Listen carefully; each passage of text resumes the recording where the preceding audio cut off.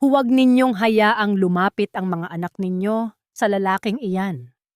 Baka kumapit ang lansa ng palengke sa kanilang mga mamahaling uniforme at madamay pa ang dignidad ng ating paaralan.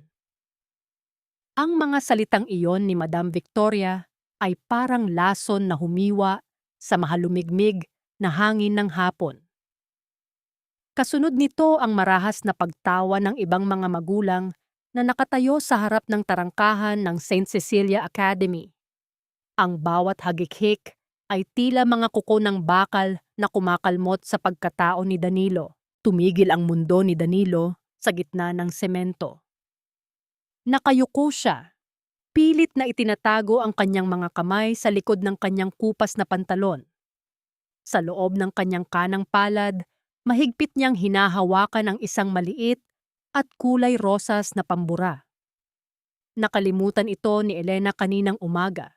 At alam ni Danilo na hindi makakapag-concentrate ang kanyang anak sa pagsusulit sa music theory kung wala ang paborito nitong gamit. Dala-dala pa rin ni Danilo ang amoy ng kanyang kabuhayan. Ang malansang amoy ng tulingan at galunggong ay tila naging pangalawang balat na niya. Isang amoy na hindi kayang burahin ng kahit anong sabon. Habang nakatayo siya doon, suot ang kanyang tsinelas na manipis na ang swelas at kamisetang may mantsa ng tubig alat. Kitang-kita ang malaking agwat niya sa mga naggagandahang sasakyan at mga magulang na amoy mamahaling pabango. "Excuse me, baka pwedeng dumaan? You're blocking the way of my daughter's car. It's so embarrassing to have someone like you standing here."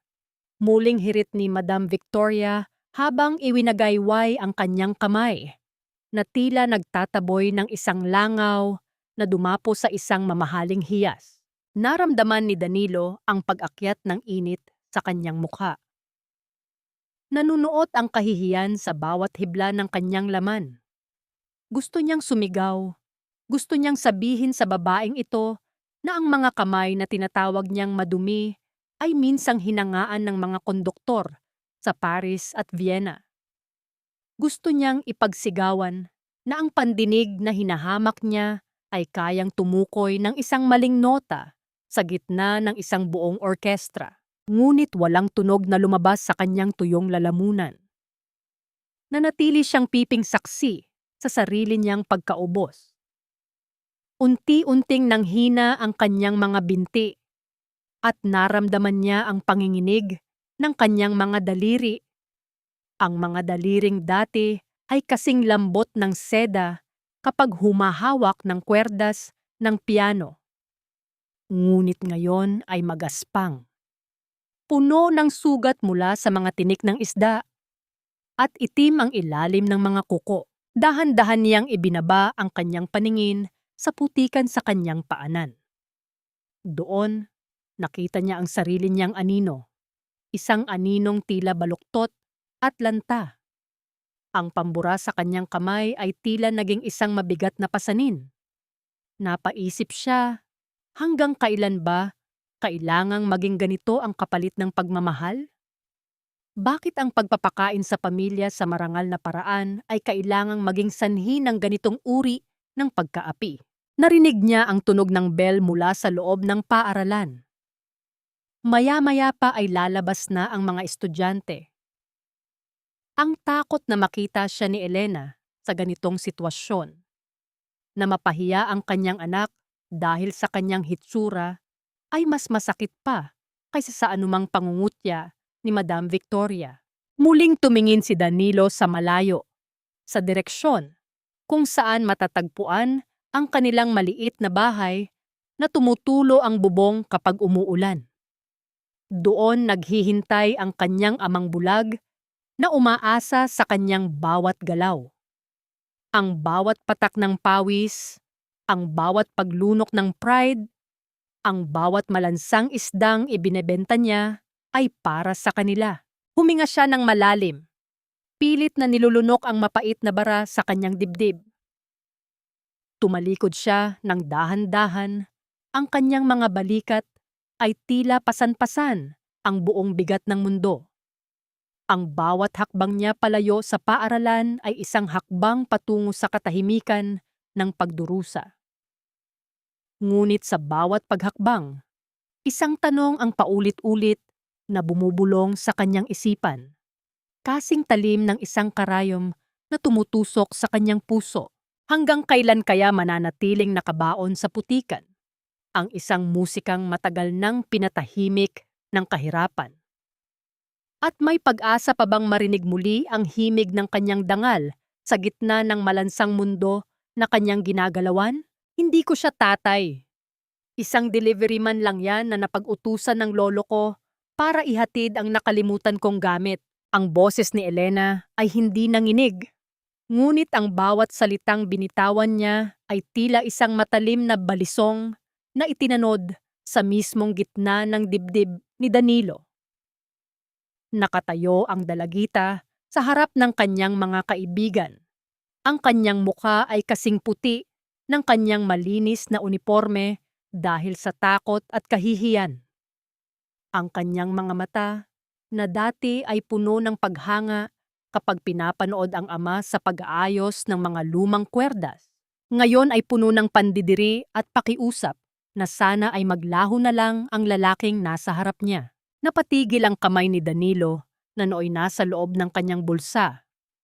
Hawak ang kulay rosas na pambura at isang maliit na supot ng mainit pang siopao na binili niya mula sa kinita niya sa pagtitinda ng 3 kilo ng tilapia.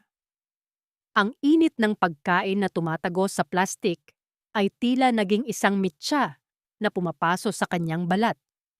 Nais sana niyang iabot ang merienda. Nais niyang itanong kung kamusta ang kanyang pagsusulit, ngunit ang mga salita ni Elena ay tila isang pader ng yelo na biglang namagitan sa kanilang dalawa. Oh, I see. Kaya naman pala amoy malansa rito bigla. Hey, manong delivery, iwan mo na lang yan dyan sa guardhouse. You're making our school gate look like a wet market. Natatawang sabi ni Sofia, ang anak ni Madam Victoria, habang nagtatakip ng ilong gamit ang isang panyong may borda. Pinanood ni Danilo kung paano umiwas ng tingin si Elena. Nakita niya ang panginginig ng mga balikat ng kanyang anak, ang pagpipigil nito ng luha. Hindi dahil sa awa sa ama, kundi dahil sa tindi ng kahihiyang dulot ng kanyang presensya. Ang sapatos na pinaghirapan niyang bilhin, ang mga sakripisyong ginagawa niya araw-araw sa gitna ng maputik na palengke, ang lahat ng iyon ay itinapon ni Elena sa isang iglap para lamang sa pagtanggap ng mga taong ang tanging batayan ng halaga ay ang tatak ng suot na damit. Dahan-dahang binuksan ni Danilo ang kanyang palad sa loob ng bulsa. Hinayaan niyang mahulog ang pambura sa kailaliman nito. Hindi siya kumibo. Hindi siya nagalit. Ang tanging naramdaman niya ay ang unti-unting pagguho ng kanyang puso, na tila isang lumang piano na binagsakan ng isang dambuhalang bigat hanggang sa mabasag ang bawat kahoy at maputol ang bawat kwerdas nito. Ang bawat tibok ng kanyang puso ay naging isang piping hiyaw ng sakit. Inisip niya ang mga gabing hindi siya natutulog para lamang masiguro na may pambaon ang kanyang anak. Inisip niya ang kanyang mga daliri na namamanhid na sa lamig ng yelo sa palengke. Lahat ng iyon ay para sa anak ng palengke, na ngayon ay itinatatwa ang sarili niyang dugo at laman. Pasensya na po, ma'am. Nagkamali lang po ako ng napuntahan. Ang tanging naisagot ni Danilo sa isang basag na tinig. Ang kanyang boses ay tila isang bulong na tinangay ng hangin. Hindi na siya nag-abalang tumingin pa kay Elena. Alam niyang kapag nagtama ang kanilang mga mata, baka tuluyan na siyang bumagsak sa semento. Tumalikod siya. Ang kanyang mga hakbang ay mabigat at walang direksyon. Ang bawat yapak ng kanyang tsinela, ininelas sa mainit na aspalto, ay tila isang paalala ng kanyang mababang kalagayan. Ang supot ng siopao na hawak niya ay unti-unti nang lumalamig. kasing lamig ng pag-asang pinanghahawakan niya para sa kanilang relasyon. Narinig niya ang tawanan papamunan ng mga kabataan sa kanyang likuran, ang mabilis na pag-arangkada ng mga sasakyan, at ang ingay ng mundong walang pakialam sa isang amoy isdang ama na nawalan ng anak sa gitna ng liwanag ng hapon. Habang naglalakad siya palayo, isang masakit na kaisipan ang dumaloy sa kanyang gunita. Ang musikang dati ay nagbubuklod sa kanila ay tila naging isang masakit na paalala na sa mundong ito, ang amoy ng lansa ay laging sapat na dahilan upang ibaon sa limot ang pinakadalisay na uri ng pagmamahal. Gaano nga ba kalalim ang sugat na kayang ibigay ng isang anak sa magulang na ang tanging kasalanan ay ang ibigay ang lahat kahit wala nang natitira sa sarili, at hanggang kailan kayang tiisin ni Danilo ang hapdi ng pagiging isang estranghero sa paningin ng kaisa-isang taong dahilan ng kanyang paghinga? Ang bawat patak ng ulan na tumatagos sa butas-butas na bubong ay lumilikha ng isang malungkot na himig sa ibabaw ng mga plastik na timba, isang musikang hindi kailanman ninais ni Danilo na marinig. Pagpasok niya sa kanilang maliit na barong-barong sa dulo ng eskinita, sinalubong siya ng amoy ng luma at mamasamasang kahoy, hinaluan ng amoy ng gamot na halos maubos na. "Hiho, Danilo, ikaw na ba yan?" Ang boses ni Lolo Ben ay kasing nipis ng papel, nangangaligkig mula sa sulok ng madilim na silid. Inilapag ni Danilo ang kanyang mga gamit at agad na lumapit sa kanyang ama. Kinuha niya ang tuyot at kulubot na kamay ng matanda at idiniit ito sa kanyang noo. "Opo, tay. Nandito na ako. Pasensya na at medyo ginabi ako sa palengke." Bulong niya pilit na pinatitigas ang kanyang tinig upang hindi mahalata ang panginginig nito mula sa sakit na tinamo niya kanina sa eskwelahan. "Si Elena? Kasama mo ba ang apo ko? Gusto ko siyang marinig na tumugtog kahit sandali lang." Tanong ni Lolo Ben. Ang kanyang mga matang wala ng paningin ay tila naghahanap ng liwanag sa kawalan. Napalunok si Danilo.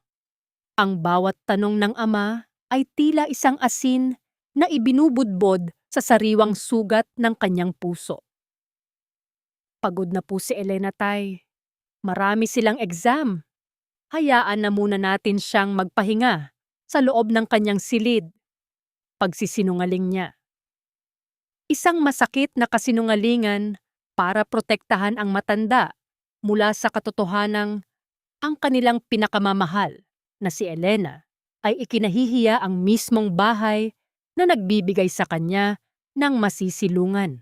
Dahan-dahang kinuha ni Danilo ang isang maliit na palanggana ng maligamgam na tubig. Kahit pagod ang kanyang katawan at tila guguho na ang kanyang isipan, lumuhod siya sa harap ng kanyang ama. Sinimulan niyang punasan ang mga paa ng matanda, isang ritual ng pagmamahal at utang na loob na hindi kailanman matutumbasan ng anumang halaga. Noong bata pa si Danilo, ang mga kamay na ito ni Lolo Ben ang nagtrabaho ng husto sa konstruksyon para lamang mabilihan siya ng kanyang kauna-unahang second-hand na piano. Ngayong ang mga kamay na iyon ay mahina na at ang mga mata ay wala ng liwanag, tungkulin ni Danilo na maging mata at lakas ng kanyang ama. "Danilo, hiho, huwag mo nang itago sa akin. Alam kong mahirap ang buhay ngayon. Ang mga gamot ko, ang pag-aaral ni Elena. Baka masyado ka nang nahihirapan," wika ni Lolo Ben, habang hinahaplos ang magaspang na buhok ng anak. "Ayos lang ako, tay. Malakas pa ang anak mo. Basta magpagaling ka lang," sagot ni Danilo, habang ang kanyang mga luha ay tahimik na pumapatak sa tubig sa palanggana. Inabot ni Danilo ang garapon na pinagtataguan niya ng kanyang mga barya, ang kaisa-isang pag-asa para sa maintenance na gamot sa puso ni Lolo Ben. Ngunit nang alugin niya ito, ang tunog na lumabas ay tila isang babala. Kakaunti na lamang ang natira, Halos lahat ng kanyang kinita sa nagdaang linggo ay naibigay na niya kay Elena para sa mga bayarin sa school at sa sapatos na hinihingi nito. Ang dilema sa pagitan ng buhay ng kanyang ama at ng pangarap ng kanyang anak ay tila isang malaking pader na umiipit sa kanya. Kumuha si Danilo ng isang maliit na plato ng lugaw para pakainin ang ama. Ngunit habang sinusubuan niya ang matanda, biglang nabulunan si Lolo Ben. Ang mahinang ubo ay mabilis na naging isang marahas na paghabol sa hininga.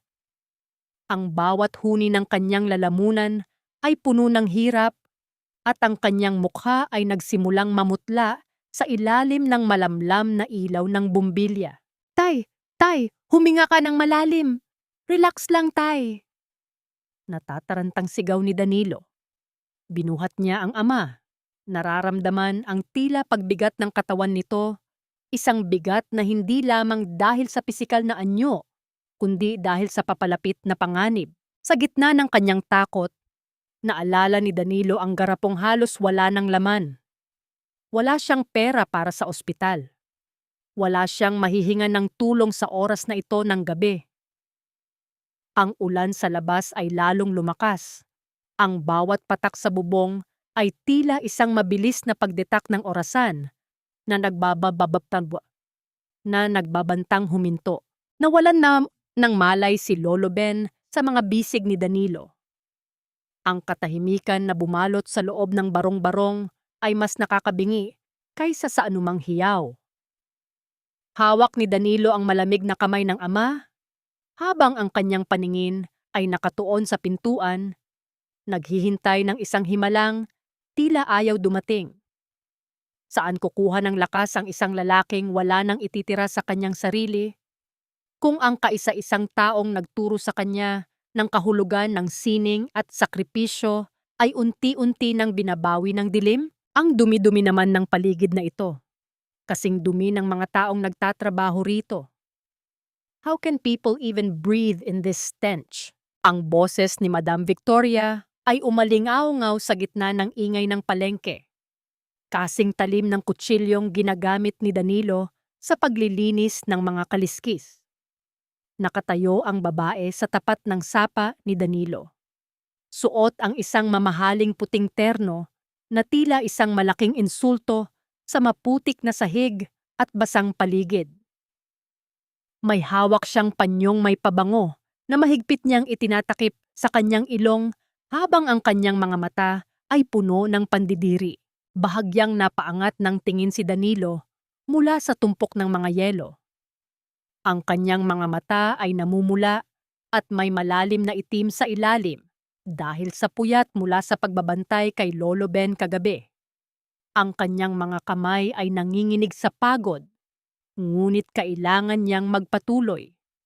Bawat sentimong kikitain niya ngayong umaga ay pambayad sa utang sa botika para sa mga gamot na nagdugtong sa buhay ng kanyang ama. Madam Victoria, anong ginagawa ninyo rito? Mahinang tanong ni Danilo, habang pilit na ibinababa ang hawak na timbangan. I'm here to give you a warning, Danilo.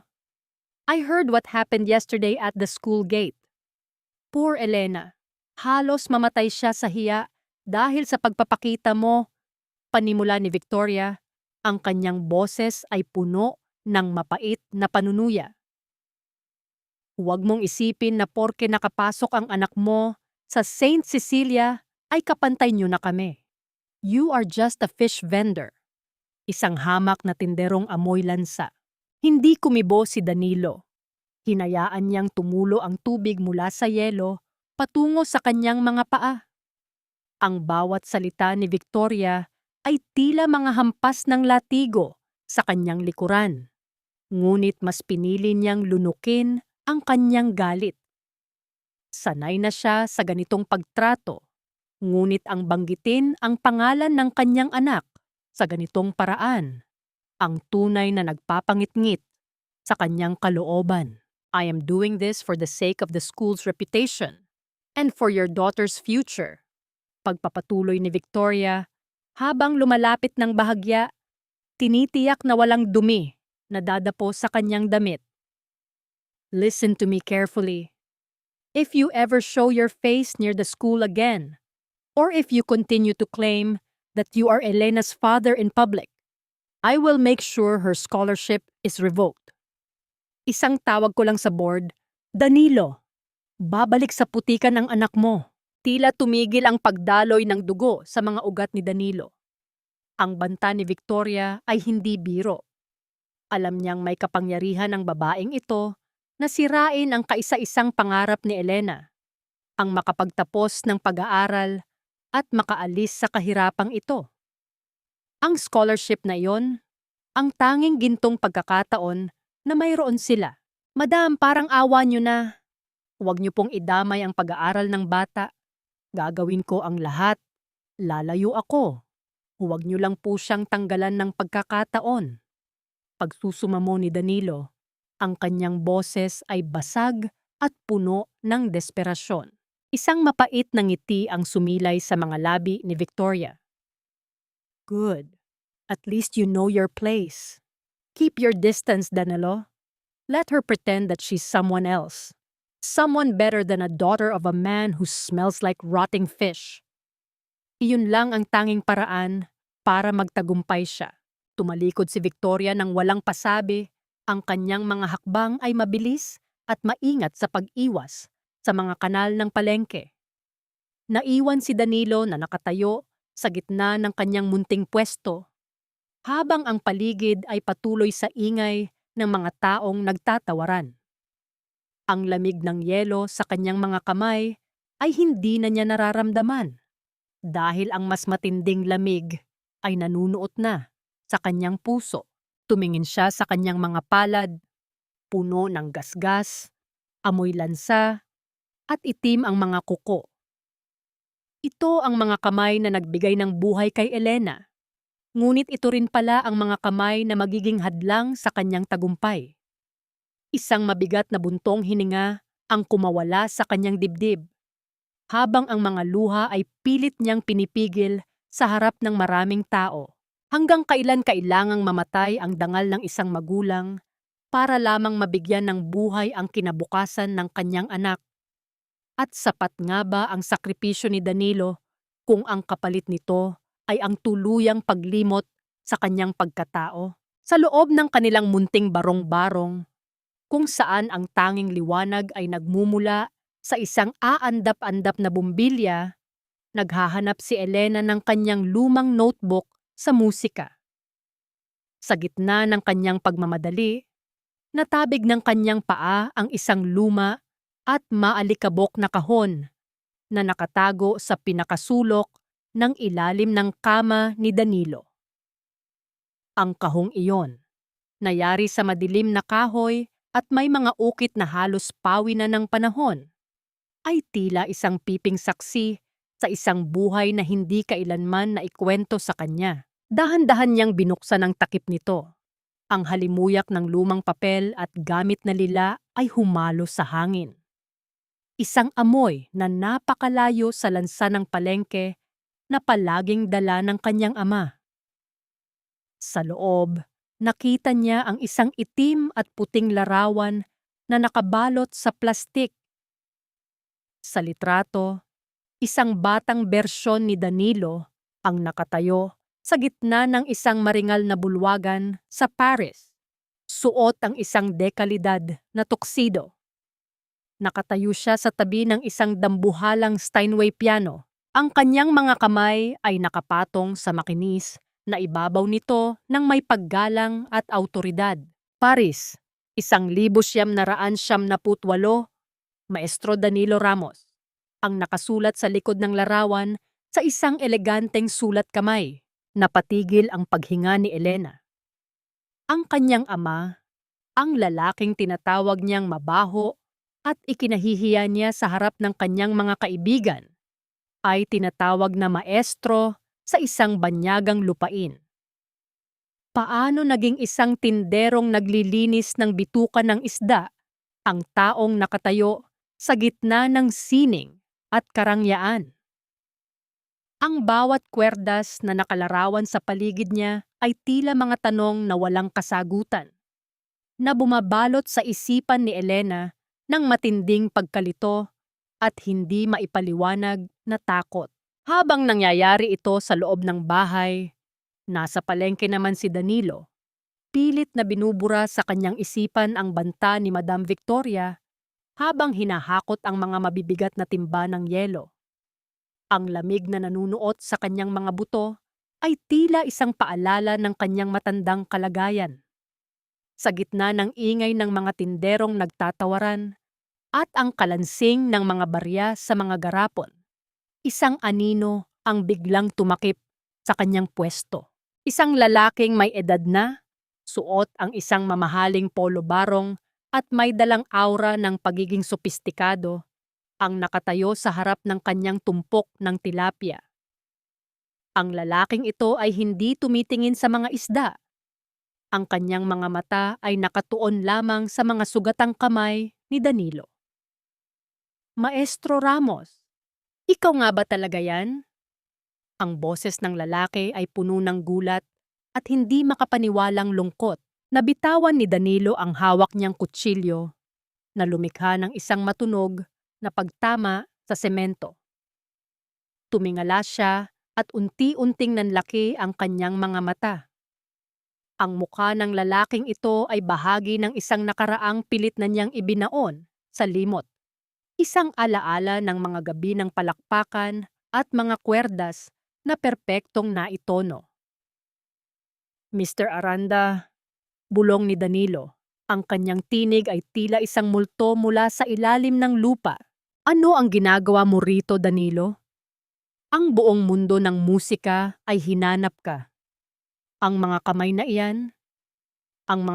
iyan ay nilikha para sa mga sining, hindi para sa ganitong uri ng trabaho. Pagpapatuloy ni Aranda, habang pilit na hinahawakan ang braso ni Danilo, na tila ba natatakot siyang bigla itong maglaho. Nanginginig si Danilo. Lumingon siya sa paligid, natatakot na baka may makakita sa kanila, baka may makarinig. Ang misteryong dala ng lalaking ito ay tila isang bagyong nagbabantang sirain ang katahimikan ng kanyang pagtatago. Sa gitna ng lansa at putik ng palengke, ang nakaraan ay biglang bumalik upang hingin ang kanyang paliwanag. Umalis na kayo, Mr. Aranda.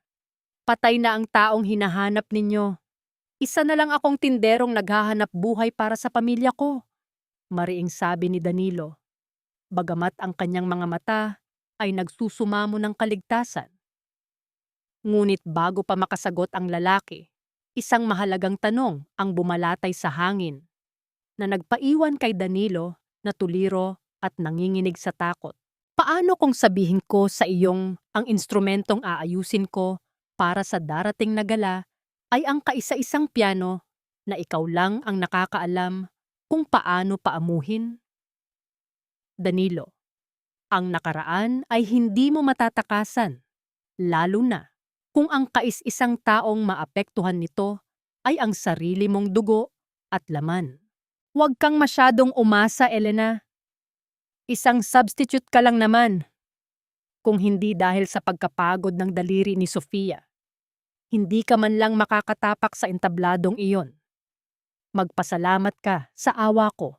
Ang tinig ni Madam Victoria ay kasing talim ng yelo, tumatago sa kailaliman ng kaluluwa ni Elena habang nakatayo sila sa tapat ng opisina ng musika.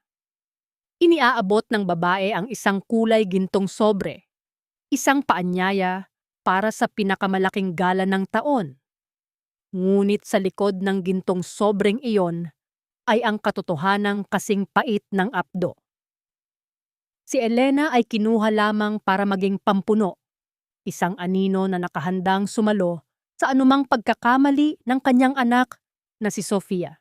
Nanginginig ang mga kamay ni Elena habang tinatanggap ang sobre. Sa kanyang isipan, ito na ang pintuan patungo sa kanyang mga pangarap, ang pagkakataong makaalis sa amoy ng lansa at putik ng eskinita.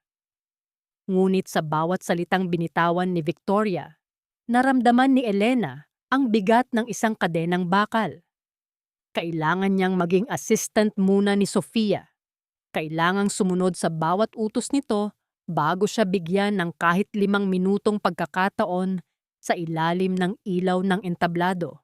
Habang nangyayari ito, sa kabilang bahagi ng lungsod, nasa loob ng isang abandonadong bodega, si Danilo, kasama si Mr. Aranda. Sa gitna ng alikabok at dilim, nakatayo ang isang dambuhalang instrumento.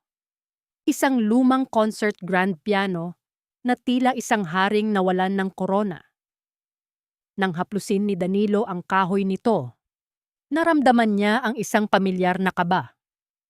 Ito ang reyna ng mga kwerdas, ang instrumentong naging bahagi ng kanyang kaligayahan bago siya tuluyang tinalikuran ng tadhana. Danilo, tingnan mo ang loob nito, bulong ni Aranda habang dahan-dahang binubuksan ang takip ng piano. Hindi ito basta sira, may sadyang sumira sa mga pin nito. Ang sino mang tumugtog dito ay mapapahiya sa harap ng buong mundo dahil hinding-hindi ito mananatili sa tamang tono. Naramdaman ni Danilo ang panunuyot ng kanyang lalamunan. Ang bawat kwerdas na kanyang nakikita ay tila mga hibla ng isang maitim na plano. Alam niya ang instrumentong ito. Alam niya na sa buong Pilipinas, siya lamang ang may sapat na pandinig at pasensya para muling paamuhin ang ganitong klaseng pinsala. Ngunit ang mas ikinatakot niya ay ang nalaman niya mula kay Aranda. Ang piano na ito ang gagamitin sa darating na gala. Ang mismong kaganapan kung saan tutugtog si Elena. Napaupo si Danilo sa isang lumang upuan. Ang kanyang mga binti ay tila nawalan ng lakas. Ang bawat tibok ng kanyang puso ay naging isang babala. Isang bitag ang nakahanda para sa kanyang anak at si Madam Victoria ang may hawak ng mitsa. Ang pangarap ni Elena na pilit niyang itinataguyod sa pamamagitan ng pagbebenta ng isda ay nakatakdang mabasag sa harap ng libu-libong tao. Pag-uwi ni Danilo sa bahay ng gabing iyon, sinalubong siya ni Elena na may hawak na gintong sobre. Nayari na ang plano ko, tay. Tutugtog ako sa gala. Makikita na nila kung sino ako, ang sabi ng dalagita. Ang kanyang mga mata ay nagniningning sa pag-asa na hinaluan ng kanyang dati pang pagtatago ng katotohanan tungkol sa kanyang ama. Hindi makapagsalita si Danilo. Gusto niyang sabihing huwag itong gawin. Gusto niyang sabihing isang malaking kapahamakan ang naghihintay sa kanya sa ibabaw ng entabladong iyon. Ngunit paano niya sasabihin ang katotohanan nang hindi inilalantad ang sarili niyang nakaraan? Paano niya ililigtas ang kanyang anak kung ang mismong anak niya ay ayaw siyang makita kahit anino man lang sa gabi ng pagtatanghal na natiling tahimik ang loob ng barong-barong? Ang tanging tunog na naririnig ay ang patak ng tubig mula sa gripo na tila isang mabilis na pagdetak ng orasan patungo sa panganib. Hawak ni Danilo ang kanyang mga magaspang na kamay. Pinagmamasdan ang bawat sugat at kalyo. Ang mga kamay na ito ang tanging makakasagip kay Elena. Ngunit ang mga kamay rin na ito ang dahilan kung bakit nahihiya ang kanyang anak. Isang malaking desisyon ang kailangang gawin ni Danilo. Isang desisyong maaring magbalik sa kanya sa mundong tinalikuran niya. O tuluyang magbaon kay Elena sa kahihiyang hinding-hindi nito malilimutan. Hanggang saan kayang magpakababa ng isang ama kung ang kaisa-isang paraan para iligtas ang pangarap ng kanyang anak ay ang pumasok sa isang mundong ang tingin sa kanya ay basura? At paano kung sa huling sandali ay ang sarili pa niyang dugo at laman ang maging hadlang sa kanyang pagligtas?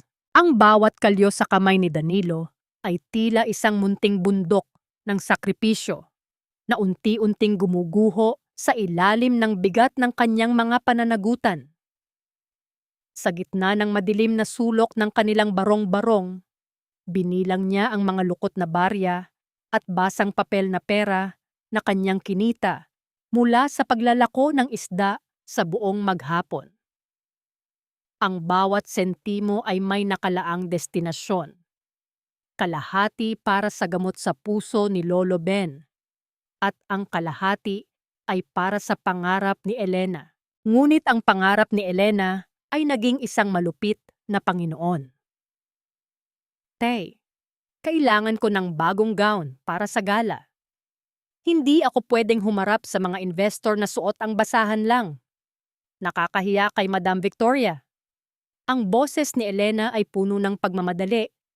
Tila hindi nito napapansin ang pamumutla ng kanyang ama. Huminga ng malalim si Danilo. Ang kanyang mga mata ay nanunuyo mula sa puyat. Anak, ang gamot ng lolo mo. Huling 5 tableta na lang ang nasa lalagyan. Pagkatapos nito, hindi ko na alam kung saan tayo kukuha. Sang gabi lang ito, Tay. Pagkatapos nito, kapag nakuha ko ang scholarship sa ibang bansa, mabibili natin lahat ng gamot na kailangan ni Lolo. Pero kung hindi ako magmumukhang tao sa entabladong iyon, wala tayong mararating. Ang sagot ni Elena. Ang kanyang boses ay tumataas. Pilit na binubura ang konsensya sa kanyang isipan. Hindi nakasagot si Danilo. Ang katahimikan ay binalot ng tunog ng malakas na ulan sa bubong na tila mga mabilis na pagdetak ng isang orasan na nagbabantang huminto. Lumapit siya sa kanyang pinagtataguan. Isang lumang lata ng biskwit na nakabaon sa ilalim ng isang maluwag na tabla sa sahig. Doon niya inipon ang lahat ng kanyang extra mula sa mga nakaraang buwan, ang perang nakalaan para sa pinakakritikal na pangangailangan ni Lolo Ben. Ngunit nang angatin niya ang tabla, ang kanyang puso ay tila tumigil sa pagtibok. Ang lupa sa ilalim ay buhaghag. Ang lata ay wala na doon. Nawawala ang lata. Ang bulong ni Danilo, ang kanyang boses ay tila isang hangin na nawalan ng direksyon. Mabilis niyang hinalughog ang paligid. Ang kanyang mga kuko ay bumaon sa lupa, ngunit ang tanging nahanap niya ay ang bakas ng isang mabilis na pagkakalkal. Sa labas, nakita niya si Mang Kiko, ang kanilang kapitbahay na lulong sa sugal, na mabilis na naglalakad palayo habang may itinatago sa ilalim ng kanyang jacket. Ang bawat hakbang ni Kiko ay tila isang pako na ibinabaon sa pag-asa ni Danilo. Nais niyang sumigaw. Nais niyang habulin ang lalaki, ngunit ang kanyang katawan ay tila naging bato sa tindi ng shock. Tay, bakit ka nakaluhod dyan? Nasaan ang pera? Tanong ni Elena, na ngayon ay nakatayo na sa likuran niya. Ang kanyang mga mata ay puno ng exigency at kawalan ng pasensya. Tumingala si Danilo sa kanyang anak. Ang kanyang muka ay larawan ng isang taong nawalan ng lahat. Wala na, Elena. Wala na tayong pera. Ninakaw ang ipon ko para sa lolo mo at para sa gown mo. Ang bawat salita ay tila isang parusa. Ang gapos ng responsibilidad ay lalong humigpit sa kanyang leeg, na tila ba hininga na lang ang natitira sa kanya. Inisip niya ang kanyang amang bulag na mahimbing na natutulog. Walang kamalay-malay na ang kanyang huling linya ng buhay ay pinutol na ng isang kawatan. Inisip niya si Elena na ang tanging liwanag sa buhay ay ang gala na gaganapin sa susunod na 2 gabi. Isang matinding dilema ang bumalatay sa kanyang puso. Hahayaan ba niyang mamatay ang kanyang ama sa kakulangan ng gamot? O hahayaan niyang mamatay ang pangarap ng kanyang anak sa harap ng kahihiyan? Hahanap ako ng paraan, Elena. Pangako, hahanap ako, bulong ni Danilo. Bagamat sa loob niya ay alam niyang ang tanging paraan na natitira ay ang gawin ng isang bagay na hinding-hindi niya naisip na babalikan niya, ang gamitin ang kanyang mga kamay para sa isang taong kinamumuhian niya. Isang malamig na hangin ang pumasok sa kanilang barong-barong at sa gitna ng kadiliman, isang pamilyar na boses ang narinig ni Danilo sa kanyang isipan. Ang boses ni Madam Victoria na humahagikik sa tagumpay. Magagawa kaya ni Danilo na isuko ang huling natitirang piraso ng kanyang dignidad para lamang maisalba ang dalawang taong pinakamahalaga sa kanya? At ano ang gagawin niya kapag nalaman niyang ang taong nagnakaw ng kanyang pera ay may kinalaman pala sa mga taong nais siyang makitang bumagsak? Alam ko ang bawat iyak mo. Alam ko kung saang bahagi ng iyong puso ang may sugat. Ang bulong na iyon ni Danilo ay tila isang panalangin habang dahan-dahan niyang itinutulak ang mabigat na pintuan sa likod ng entablado ng St. Cecilia Auditorium. Ang hangin sa loob ay malamig at amoy wax, isang malaking kaibahan sa maalinsangan at malansang paligid ng palengke na kanyang iniwan ilang minuto lang ang nakalipas. Suot ang kanyang kupas na jacket na may hood upang itago ang kanyang mukha. Dinala ni Danilo ang kanyang mga paa sa gitna ng kadiliman ng entablado. Doon, sa gitna ng nag-iisang sinag ng buwan na tumatagos mula sa bintana sa itaas, nakatayo ang reyna ng mga kwerdas. Isang dambuhalang concert grand piano na ang kinang ay tila humihingi ng tulong. Lumapit si Danilo. Ang kanyang puso ay pumipintig ng mabilis, hindi dahil sa takot na mahuli, kundi dahil sa matinding pananabik na muling mahawakan ang isang bahagi ng kanyang pagkatao na matagal na niyang ibinaon sa limot. Dahan-dahan niyang inilapat ang kanyang magaspang na palad sa makinis at itim na kahoy ng instrumento. Sa sandaling iyon, ang lansa ng isda sa kanyang mga kuko ay tila naglaho na palitan ng pamilyar na kuryente ng sining. Ipinikit ni Danilo ang kanyang mga mata. Sa kanyang pandinig, hindi katahimikan ang bumabalot sa silid. Naririnig niya ang bawat kwerdas sa loob ng piano na tila mga ugat na nagkakabuhay. Bawat isa ay may kanya-kanyang kwento ng sakit at pagkakadistort. Sinisira ka nila, bulong ni Danilo, habang dahan-dahang binubuksan ang takip ng piano. Sinisira ka nila para lamang sa kanilang kasamaan. Ginamit niya ang kanyang mga daliri, ang mga daliring sanay sa paghila ng bituka ng isda upang haplusin ang mga tuning pins. Sa bawat dampi niya, nararamdaman niya ang tensyon ng mga kwerdas. Alam niya, kahit hindi pa siya tumutugtog, na ang gitnang do ay sadyang niluwagan. At ang mga hammer ay may nakaharang na munting piraso ng tela upang mapurol ang tunog. Isang perpektong plano upang ipahiya ang sino mang uupo sa harap nito. Hindi napansin ni Danilo ang oras. Sa loob ng ilang sandali, bumalik siya sa pagiging maestro. Ang kanyang pandinig ay naging kasing talim ng isang agila. Ngunit sa gitna ng kanyang pagsusuri, isang tunog ng mabibigat na hakbang ang umaling-aungaw mula sa pasilyo. Ang tunog ng mga sapatos na guma sa makinis na sahig ay tila isang mabilis na pagdetak ng panganib. No yan, sinong nandyan sa entablado? Ang boses ng isang security guard ay pumunit sa katahimikan. Kasunod ng pagtama ng isang maliwanag na sinag ng flashlight sa dingding malapit kay Danilo. Napatigil ang hininga ni Danilo. Mabilis niyang ibinaba ang takip ng piano, pilit na hindi lumikha ng anumang ingay. Namawis ang kanyang mga palad habang mabilis na nagtatago sa ilalim ng dambuhalang katawan ng instrumento. Ramdam niya ang lamig ng sahig sa kanyang pisngi at ang amoy ng sarili niyang pawis na humahalo sa lansa ng kanyang damit.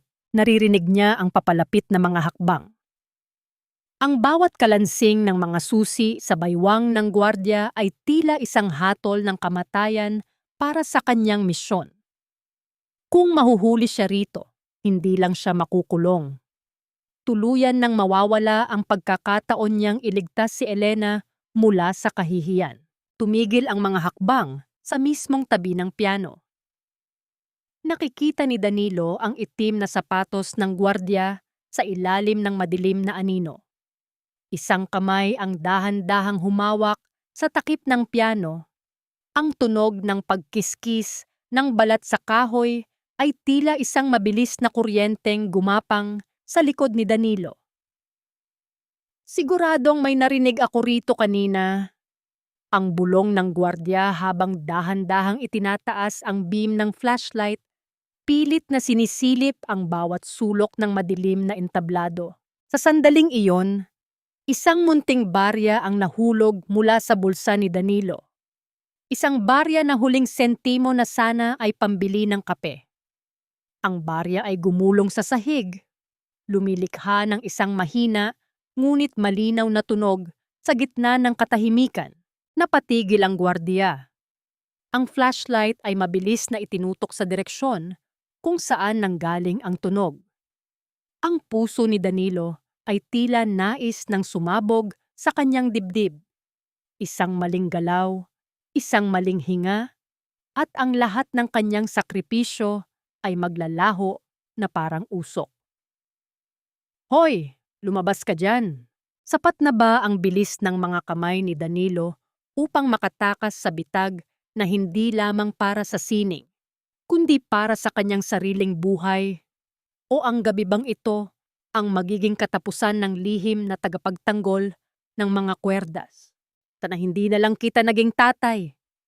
Bakit ba sa dinami-rami ng pamilya sa mundo, sa isang tinderong amoy lansa pa ako napunta? Ang sigaw na iyon ni Elena ay tila isang malakas na kulog na bumasag sa katahimikan ng gabi.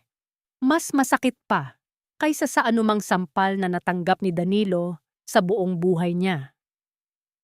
Nakatayo ang dalagita sa gitna ng kanilang maliit na sala, basang-basa ng ulan at nanginginig ang buong katawan. Hindi dahil sa lamig, kundi dahil sa tindi ng puot at pagkapahiya na kailangang niyang dalhin araw-araw. Dahan-dahang ibinaba ni Danilo ang karayom at sinulid na kanyang hawak. Sa ilalim ng malamlam na ilaw, pilit niyang tinatahi ang isang punit na bahagi ng isang second-hand na puting gown na binili niya mula sa ukay-ukay kaninang hapon. Upang mabili ang damit na iyon, isinangla ni Danilo ang huling alaala ng kanyang ina.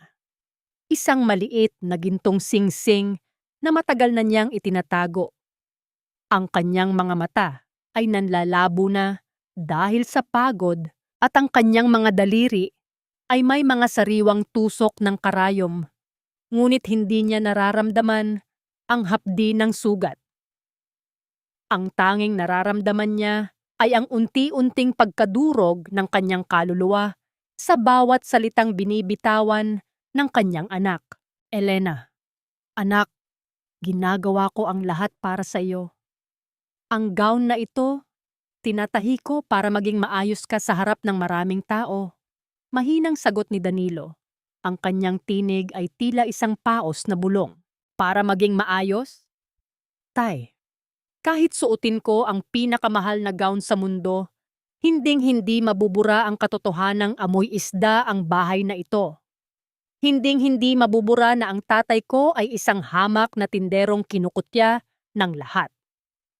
Muling sumigaw si Elena, at sa isang marahas na galaw, hinablot niya ang damit mula sa kamay ni Danilo at itinapon ito sa maputik na sahig.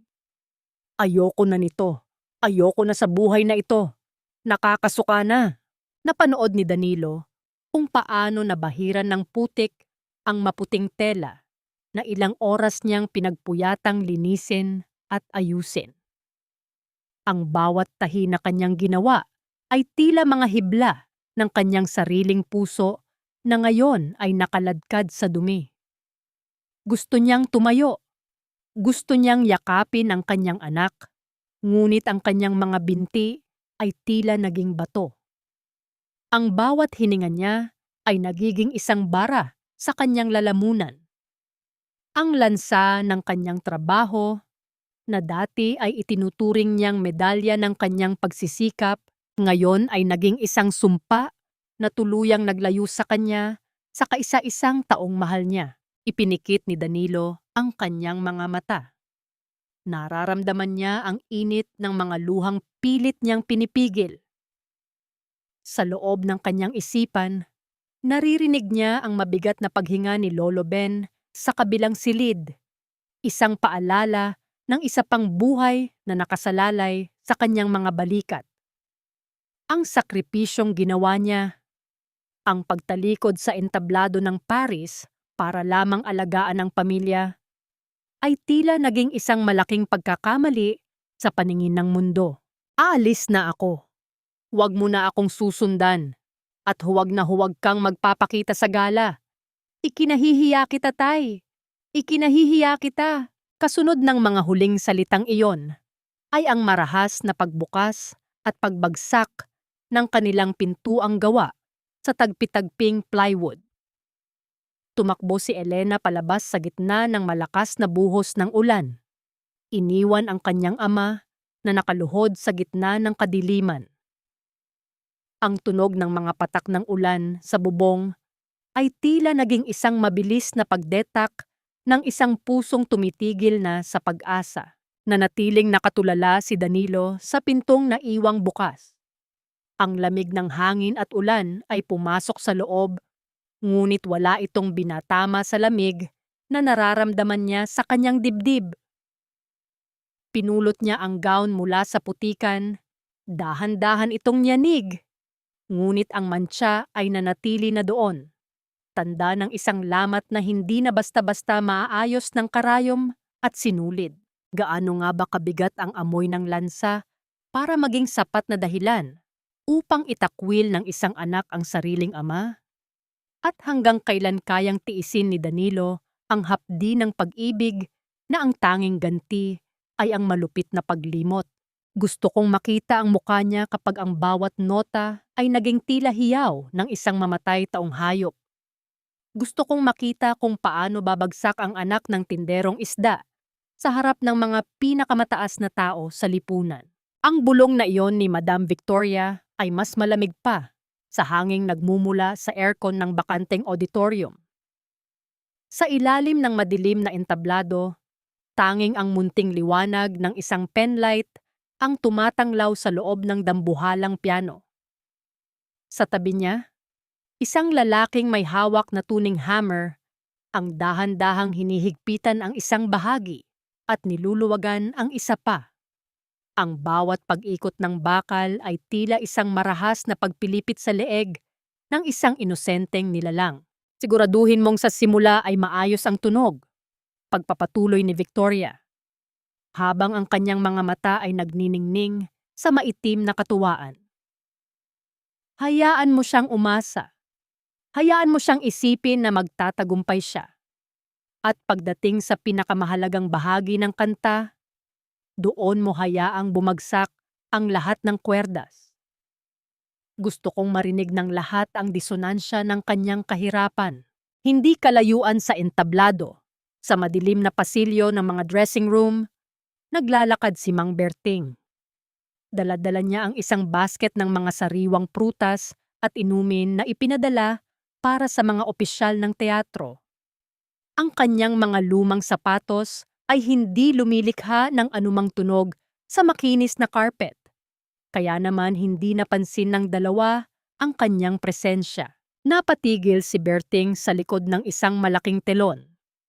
Ang kanyang puso ay nagsimulang tumibok nang marahas sa loob ng kanyang dibdib nang marinig ang usapan. Ang bawat salita ni Victoria ay tila mga lason na bumabara sa kanyang pandinig. Kilala niya si Danilo mula pa noong mga bata pa sila sa tapat ng sapa. Alam niya ang bawat butil ng pawis na ibinuhos ng kaibigan para lamang sa anak nito. Ang marinig na ang lahat ng sakripisyong iyon ay nakatakdang sirain sa loob ng isang gabi ay nagpakulo sa kanyang dugo. Hayop ka, Victoria! Ang piping mura ni Berting sa kanyang isipan. Dahan-dahan niyang inilapag ang basket sa sahig, pilit na hindi lumilikha ng anumang kalansing. Kailangan niyang makaalis. Kailangan niyang mahanap si Danilo. Ngunit sa kanyang pagmamadali, nasagi ng kanyang siko ang isang metal na stand ng mikropono. Ang tunog ng pagtama ng bakal sa semento ay umaling-awngaw sa buong tahimik na bulwagan, tila isang babala na bumasag sa kanilang maitim na sandali. Sino yan? Sino ang nandyan? Ang matalim na boses ni Victoria ay agad na sumunod sa tunog. Mabilis na tumakbo si Berting patungo sa exit. Ang kanyang hininga ay gipit at ang kanyang mga binti ay nanginginig sa takot at galit. Naririnig niya ang mga hakbang ng technician na sumusunod sa kanya. Ang tunog ng mabilis na pagtakbo sa kahoy na sahig ay tila isang humahabol na kamatayan. Nakalabas si Berting sa theater grounds. Ang ulan ay patuloy pa rin sa pagbuhos. Wala siyang sasakyan. Wala siyang pambayad sa tricycle. Tanging ang kanyang mga lumang binti ang kanyang sandata. Tumakbo siya patungo sa eskinita, kung saan nakatira si Danilo. Ang bawat patak ng ulan ay tila sumasabay sa kanyang mga luha ng pag-aalala. Danilo! Danilo! Hiyaw ni Berting pagdating niya sa tapat ng barong-barong. Ngunit ang pinto ay nakabukas at ang loob ay madilim. Walang sumasagot. Tanging ang tunog ng hanging humahampas sa plywood ang sumasalubong sa kanya. Hindi alam ni Berting na sa mga sandaling iyon, si Elena ay nasa loob ng isang pribadong practice room. Pilit na inaalala ang mga nota habang ang kanyang puso ay puno ng puot sa ama. At si Danilo naman ay nasa gitna ng lansangan, basang-basa. Hinahanap ang kanyang anak na naglayas. Ang bitag ay nakahanda na. Ang reyna ng mga kwerdas ay nakatakdang maging isang instrumento ng kahihiyan. Ang bawat segundo na lumilipas ay tila isang mitya na unti-unting nauubos patungo sa pagsabog ng isang pangarap. Magagawa kaya ni Berting na mahanap si Danilo bago magbukas ang tabing ng gala? O sadyang huli na ang lahat para pigilan ang kamay ng masamang tadhana na iginuhit ni Victoria? Galingan mo, Elena. Isipin mo na lang, ito ang huling pagkakataon mong patunayan na hindi ka lang isang dumi sa paaralang ito. Don't waste my time and my money. Ang bulong na iyon ni Madam Victoria sa backstage ay tila isang malamig na haplos ng kamatayan sa balikat ni Elena. Suot ang kanyang gown na pilit na nilinis mula sa putik. Nakatayo ang dalagita sa gilid ng makapal na telon. Ang kanyang mga kamay ay kasing lamig ng yelo. At ang kanyang puso ay pumipintig ng ganoon kabilis na tila nais nitong kumawala sa kanyang dibdib. Sa labas, naririnig niya ang mahinang bulungan ng mga manonood, ang kalansing ng mga mamahaling alahas, at ang amoy ng mga pabangong banyagang tila lalong nagpapakita ng kanyang pagiging estranghero sa mundong ito. Nang tawagin ang kanyang pangalan, tila tumigil ang pag-ikot ng mundo. Huminga siya ng malalim, pilit na inaalala ang bawat turo ng kanyang ama noong bata pa siya. Ang mga sandaling, ang musika ay pag-ibig pa at hindi pa amoy lansa. Naglakad siya patungo sa gitna ng entablado, sa ilalim ng nakabubulag na liwanag ng spotlight. Doon, sa gitna ng lahat, naghihintay ang dambuhalang piano. Ang itim na balat nito ay nagniningning. Tila isang bitag na nakanganga para sa kanya. Naupo si Elena. Ipinatong niya ang kanyang mga daliri sa mga puti at itim na tiklado. Sa unang ilang segundo, ang buong auditorium ay nabalot ng isang nakabibinging katahimikan. Tumingin siya sa dulo ng bulwagan. at nakita ang nakakalokong ngiti ni Madam Victoria na nakaupo sa front row. Tila isang reynang nanonood ng isang parusa. Sinimulan ni Elena ang unang nota. Sa simula, ang himig ay maayos. Isang malungkot na melodiya ang dumaloy sa hangin. Ngunit pagdating sa gitnang bahagi, nang kailanganin niyang pindutin ang do at mi ng sabay, isang masakit at hindi may intindihang tunog ang lumabas mula sa piano. Ang bawat nota ay tila nag-aaway sa loob ng instrumento. Ang tunog ay hindi na musika. Ito ay naging parang hiyaw ng isang sugatang ibon, isang matinis at sintunadong ingay na tila kumakalmot sa tenga ng mga manunood. Napatigil si Elena. Ang kanyang puso ay tila nahulog sa isang madilim na bangin. Sinubukan niyang muli, pilit na itinatama ang kanyang mga daliri, ngunit sa bawat pagpindot niya, ang piano ay lalong nagiging disonante. Ang bawat kwerdas sa loob ay tila may sariling buhay na nais siyang hiyain. Sino ba ang batang iyan? Bakit ganoon ang tunog? I thought she was a scholar. Sobrang sakit sa tenga. Is this a joke? Why is she even on that stage? Ang mga bulungan ay nagsimulang lumakas. Tila mga buzzing ng mga bubuyog na nanunuklaw sa kanyang pagkatao. Nakita ni Elena ang pagkunot ng noo ng mga hurado mula sa International Conservatory. Ang kanyang paningin ay nagsimulang lumabo dahil sa mga luhang hindi na niya mapigilan. Ang bawat nota na kanyang pinipindot ay naging isang pako na ibinabaon sa kanyang mga pangarap. Lumingon siya sa backstage, naghahanap ng tulong, ngunit tanging kadiliman ang sumalubong sa kanya. Sa kabilang dako, ang tawa ni Sofia at ang mapait na tingin ni Victoria ay tila nagsasabing, "Diyan ka lang nararapat, sa putikan." Gusto ni Elenang tumayo at tumakbo palayo. Gusto niyang maglaho na lang sa mga sandaling iyon.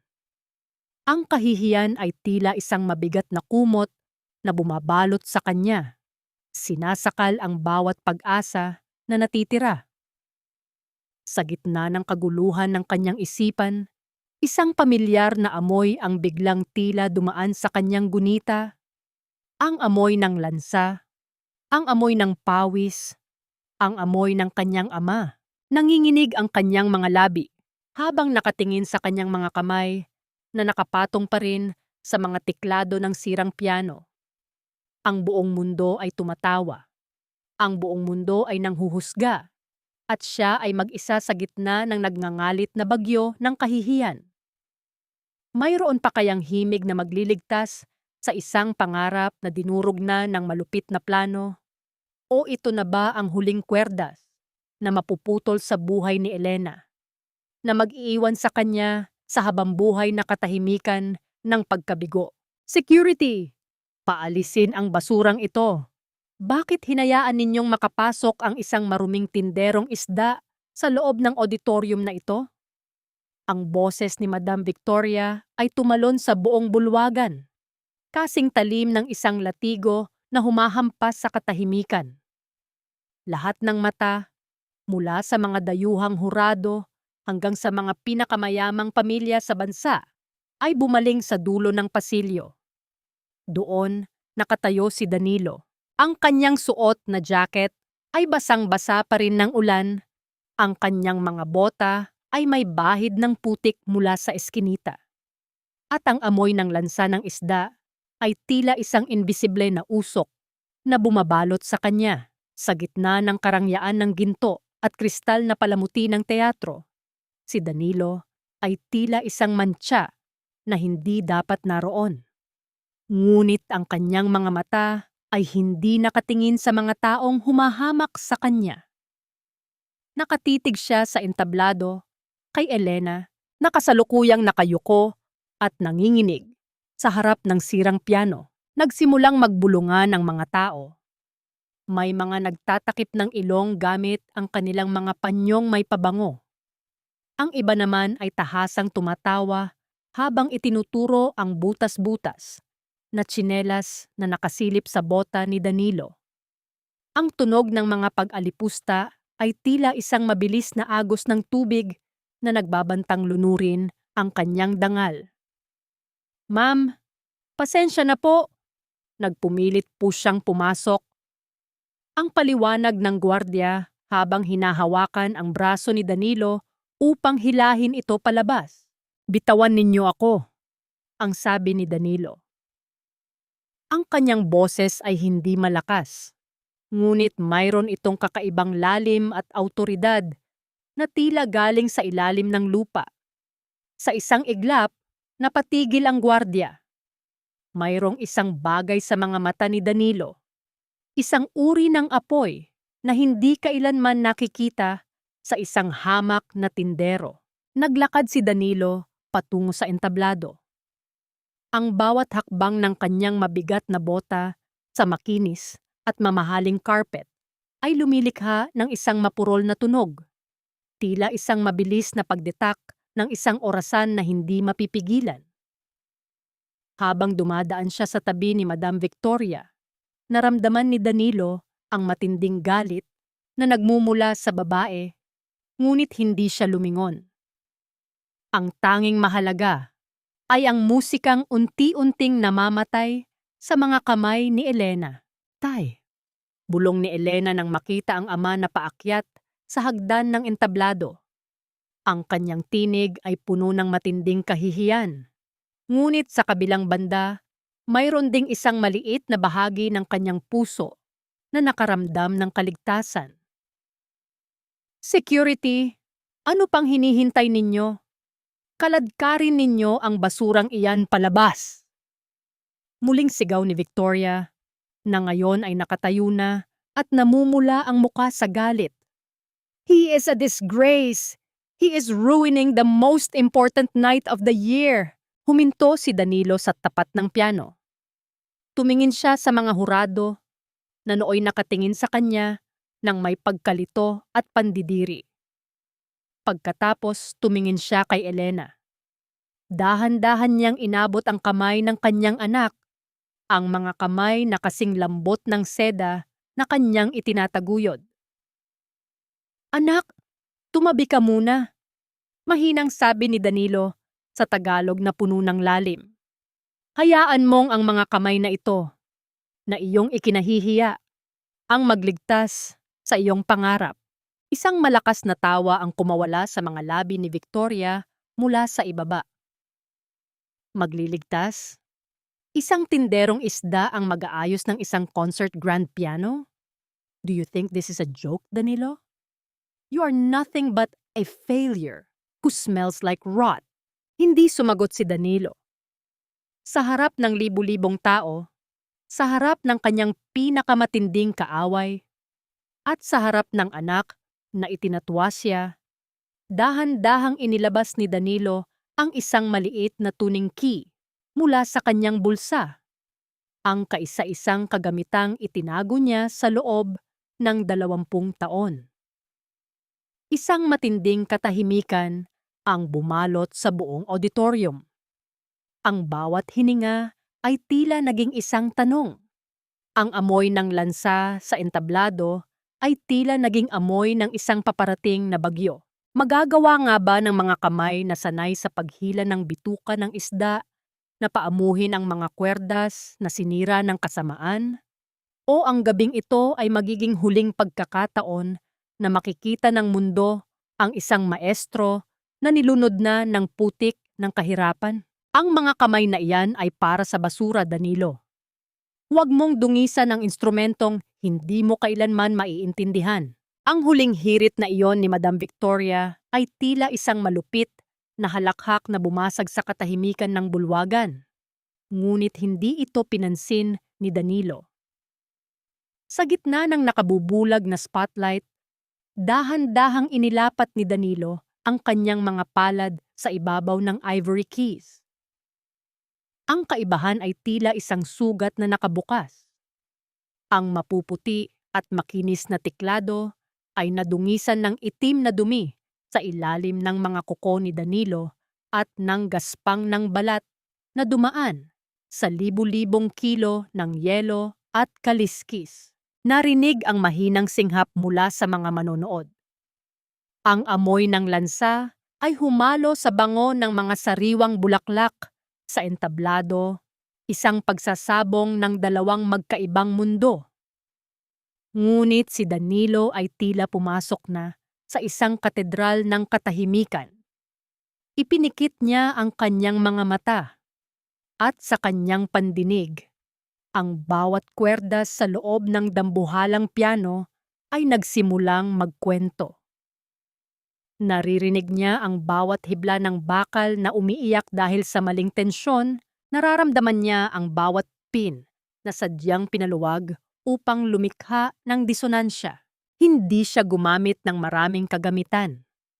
Ginamit niya ang kanyang munting susi at higit sa lahat, ang kanyang pandinig na hinasa ng mga dekada ng sining. Sa bawat pag-ikot niya ng bakal, ang tunog ng pag-igting ng kwerdas ay tila isang piping dalangin na unti-unting nabibigyan ng tinig. Wala siyang pakialam sa mga taong nakatingin. Wala siyang pakialam sa ginto at pilak na nakapaligid sa kanya.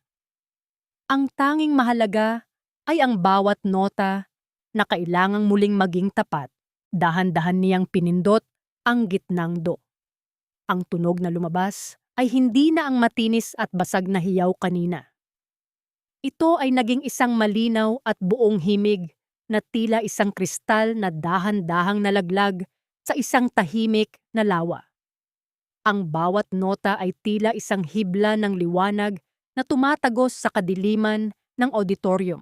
Napatayo ang isa sa mga dayuhang hurado, ang kanyang mga mata ay nanlalaki sa gulat. Alam ng isang eksperto ang nakikita niya. Hindi lamang ito isang simpleng pagkukumpuni. Ito ay isang milagro.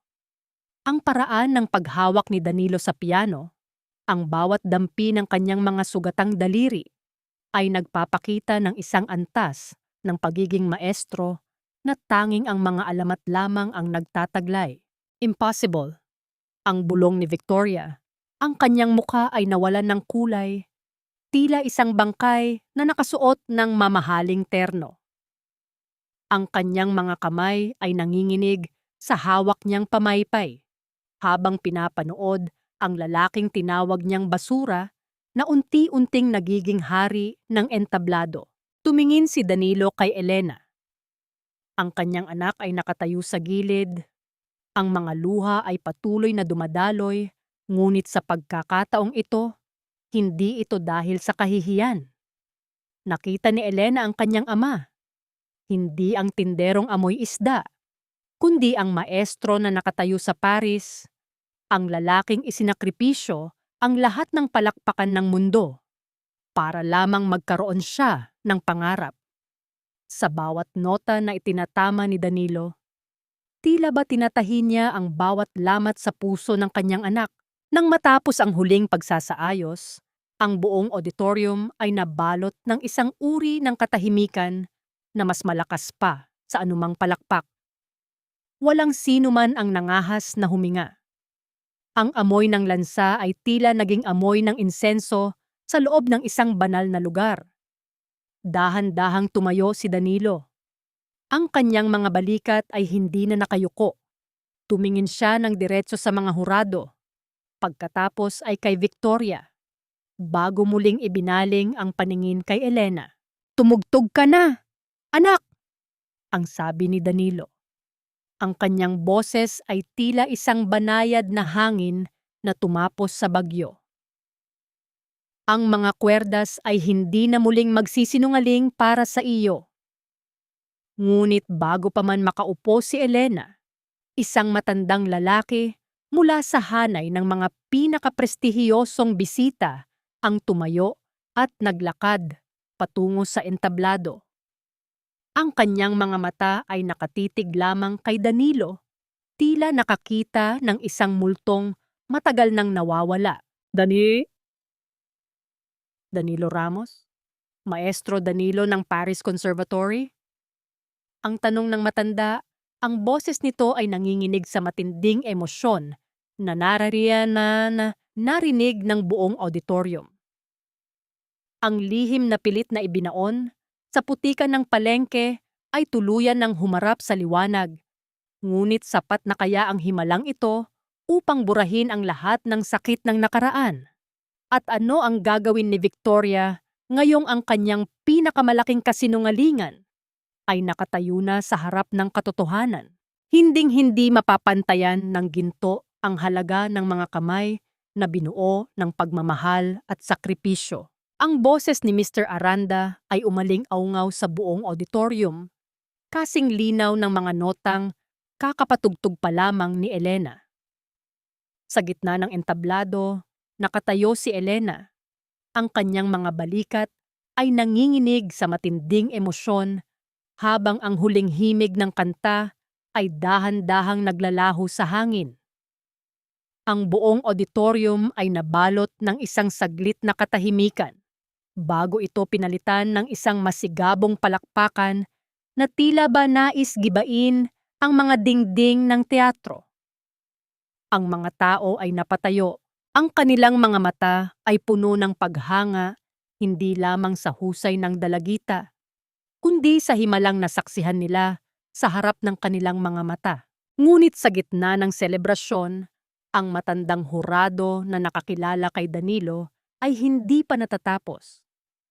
Naglakad siya patungo sa piano at sinuri ang loob nito. Ang kanyang mga daliri ay humawak sa mga kwerdas na sadyang pinaluwag at muling itinuwid ni Danilo.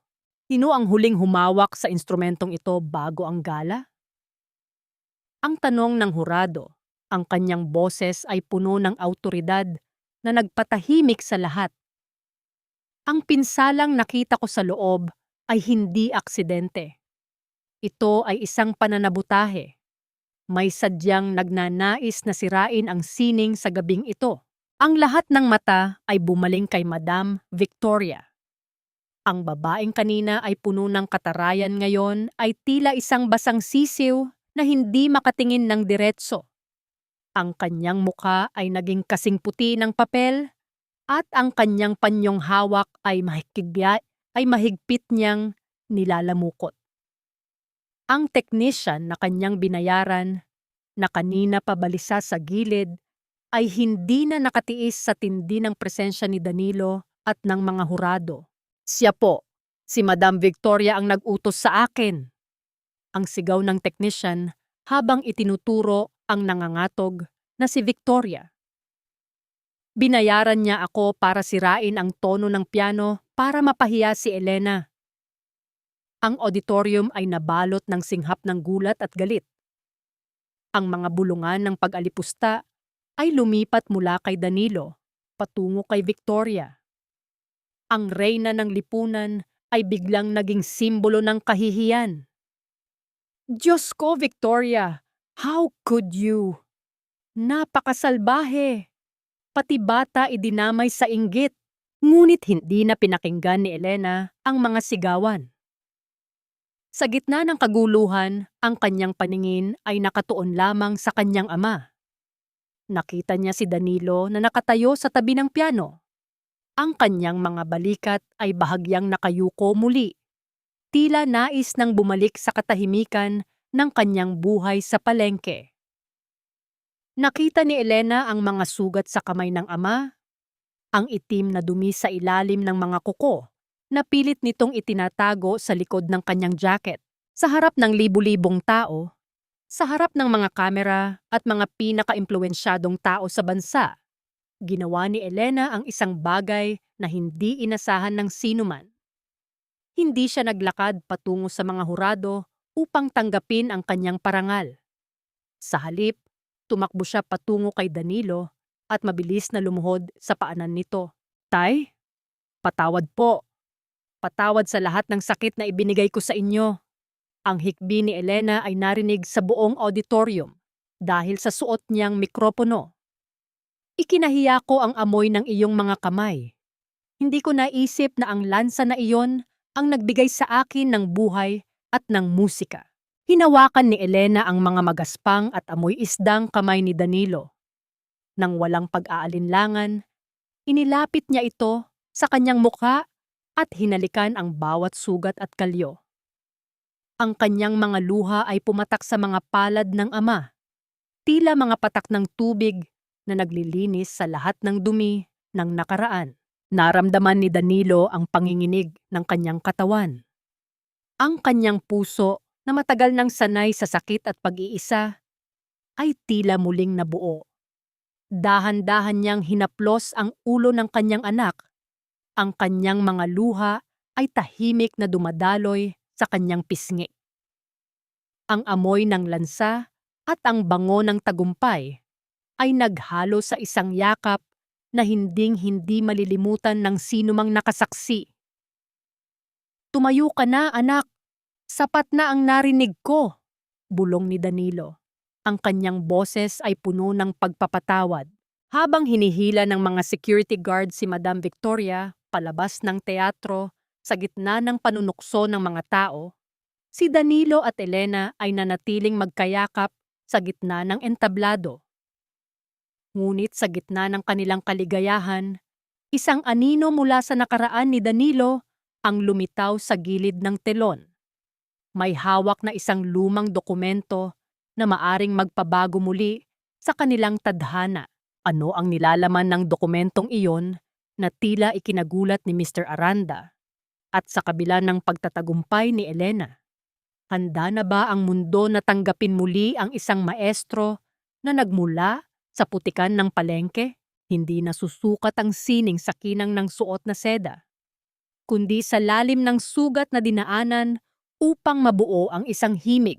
Ang unang sinag ng araw ay dahan-dahang sumisilip sa pagitan ng mga luma at kinakalawang na yero ng palengke. Sa gitna ng ingay ng mga nagbabagsakang yelo, ang kalansing ng mga timbangan at ang sigawan ng mga tinderong naghahanap buhay, naroon si Danilo. Suot ang kanyang pamilyar na bota at ang jacket na amoy dagat. Dahan-dahan niyang iniaayos ang mga sariwang tilapia sa ibabaw ng kanyang pwesto.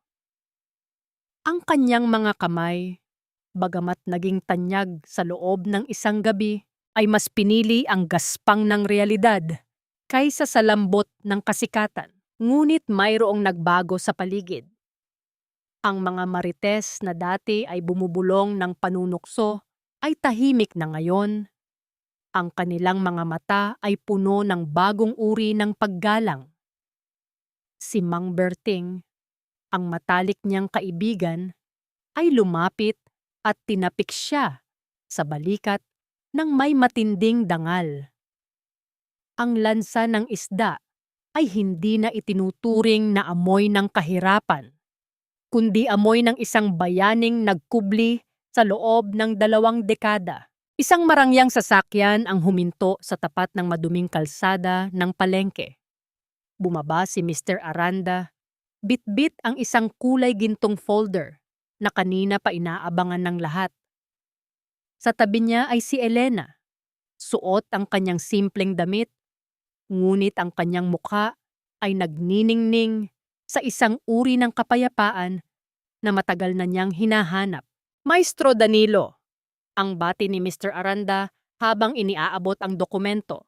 Ito ang formal na alok mula sa International Conservatory. Hindi lamang ito scholarship para kay Elena. Ito ay isang paanyaya para sa iyo upang maging Chief Technical Consultant at Professor Emeritus. Ang mundo ng musika ay hindi makakatulog ng maayos hanggat ang iyong mga kamay ay hindi nagtuturo sa susunod na henerasyon. Tumingin si Danilo sa dokumento. Pagkatapos ay sa kanyang mga palad na puno ng kalyo. "Mr. Aranda, ang puso ko ay narito sa palengke. Dito ko natutunan ang tunay na tono ng buhay. Ngunit para sa kinabukasan ng aking anak, tatanggapin ko ang tungkulin. Basta't hahayaan ninyo akong bumalik dito tuwing linggo upang tumulong sa mga kasamahan ko." Isang malakas na palakpakan ang nagmula sa mga kapwa tindero ni Danilo. Ang bawat isa ay tila nakaramdam ng bahagi ng kanyang tagumpay. Ngunit ang pinakamahalagang sandali ay nang ilabas ni Elena ang isang maliit na keyboard na de-baterya. Inilapag niya ito sa ibabaw ng isang kahon ng isda, sa gitna ng putik at lansa ng palengke. Para sa iyo ito, Tay. Para sa lahat ng taong hindi nakakita sa ganda ng iyong sakripisyo, bulong ni Elena. Nagsimulang tumugtog si Elena. Ang bawat nota ay dumaloy sa gitna ng ingay ng palengke, tila isang mahiwagang tubig na naglilinis sa bawat sulok ng maruming paligid. Ang mga tao ay napatigil sa kanilang pagtitinda. Ang mga mamimili ay nakalimot sa kanilang mga listahan. Ang tunog ng piano ay humalo sa sigaw ng mga naglalako, lumilikha ng isang bangiauhong na hindi kailanman maririnig sa alinmang maringal na teatro sa mundo. Ito ang musika ng masa, ang himig ng pag-asa na nagmumula sa kailaliman ng putikan. Sa kabilang dako ng lungsod, nabalitaan ni Danilo na si Madam Victoria ay tuluyan ng tinanggalan ng posisyon sa board at nahaharap sa mga kasong kriminal dahil sa pananabutahe at korupsyon. Ang kanyang kayamanan ay hindi na kayang bilhin ang kanyang kalayaan mula sa kahihiyan. Ang karma ay tila isang kwerdas na sadyang humigpit hanggang sa maputol at humampas sa kanyang sariling mukha. Nang matapos ang huling nota ni Elena, niyakap siya ni Danilo ng mahigpit. Ang amoy ng isda at ang himig ng piano ay tuluyan ng nag-isa. Hindi na kailangan ni Danilo ang Paris. Hindi na kailangan ni Elena ang pagtanggap ng mga mayayaman. Ang kanilang mundo ay buo na. Sapat na ang kanilang pagmamahalan upang itama ang anumang maling tono ng tadhana. Tumingala si Danilo sa langit. Iniisip ang kanyang amang si Lolo Ben na ngayon ay ligtas na at nagpapagaling sa isang maayos na ospital. Ang bawat sakripisyo, ang bawat paglunok ng pride, at ang bawat lansa na kanyang tiniis ay nagbunga ng isang himig na hinding-hindi matatapos. Ano nga ba ang tunay na kahulugan ng tagumpay? Kung hindi ang mahanap ang iyong dangal sa gitna ng mga taong nagmamahal sa iyo ng totoo. At mayroon pa bang mas hihigit na musika kaysa sa tibok ng pusong natutong magpatawad at muling mangarap? Lumipas ang ilang buwan at ang mga pilat ng nakaraan ay unti-unting naging mga marka ng karangalan. Sa gitna ng malawak at maringal na bulwagan ng International Conservatory of Music, isang kakaibang tagpo ang nasasaksihan ng lahat. Wala na ang amoy ng lansa, wala na ang putik ng palengke, ngunit ang diwa ng sakripisyo ay nananatiling buhay sa bawat sulok ng silid. Sa gitna ng entablado, nakatayo si Danilo. Suot niya ang isang kagalang-galang na barong Tagalog na yari sa pinakamahusay na pinya. Ngunit ang kanyang mga kamay, ang mga kamay na may mga peklat at kalyo mula sa 2 dekada ng pagtatrabaho sa palengke, ay hindi niya itinatago. Sa kanyang harapan ay ang mga bagong mag-aaral na nagnanais matutunan ang sining ng pag-aayos ng kwerdas ng piano. Hindi lamang tekniko ang itinuturo ni Danilo. Itinuturo niya ang pakikinig sa tibok ng puso ng bawat instrumento. Ang bawat kwerdas ay may kani-kaniyang bigat, tulad ng bawat tao na may kani-kaniyang pinagdaraanan.